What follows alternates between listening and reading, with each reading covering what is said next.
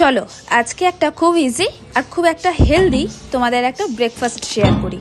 তার জন্য তোমাদের নিতে হবে একটু টক দই, আমি তো ঘরে পাতা টক দই নিয়েছি, আর একটা মুসলির প্যাকেট আর জাগরিটা এবারে আমি পাউডার পাইনি, কিউব পেয়েছি। তাই ফার্স্টে এই কাজটা আগে সেরে নিই, কারণ এটাই বেশি ফ্যাচাঙের কাজ, এখানে আর কোনো জ্বালা নেই। তাই ভালো করে গ্রেট করে নিয়ে আমি এর মধ্যে দিয়ে নেব একটু টক দই। গ্রেট করব ঠিক এই রকম।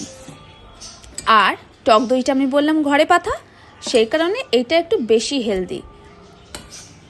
এরপরে এর মধ্যে আমি নিয়ে নেব একটু মুসলি।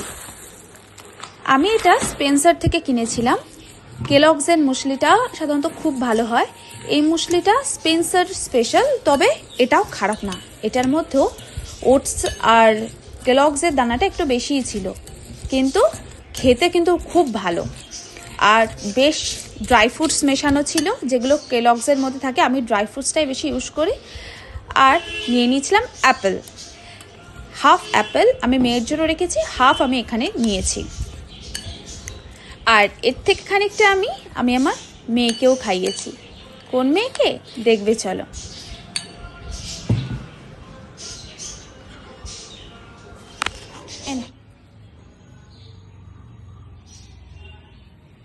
অ্যাপেলের টুকরোটি মুখে নিয়ে বাটি অবধি পৌঁছানো তার কাছে একটা বিরাট বড় স্ট্রাগল। সে এইভাবেই যাবে, নর্মাল স্টেওয়েতে যাওয়াটা তার কাছে ঠিক পোষায় না।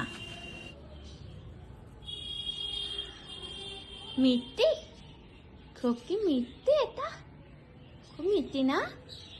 ভীষণ টেস্টি, তাই না? খুব টেস্টি।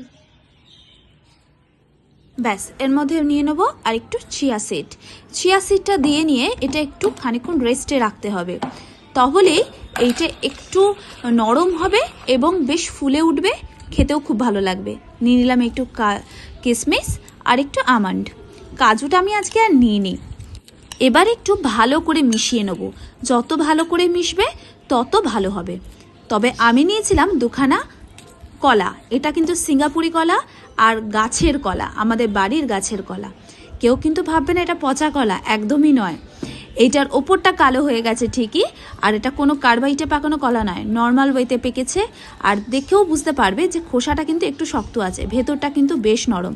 আর গাছের কলাগুলো খেতে কিন্তু খুব ভালো হয়, ভীষণ মিষ্টি আর খুব হেলদি। যেহেতু কোনো সার প্রয়োগ করা নয়, তাই সিঙ্গাপুরি করা হলেও কলাগুলো কিন্তু খুব ভালো খেতে ছিল, খুব মিষ্টি ছিল।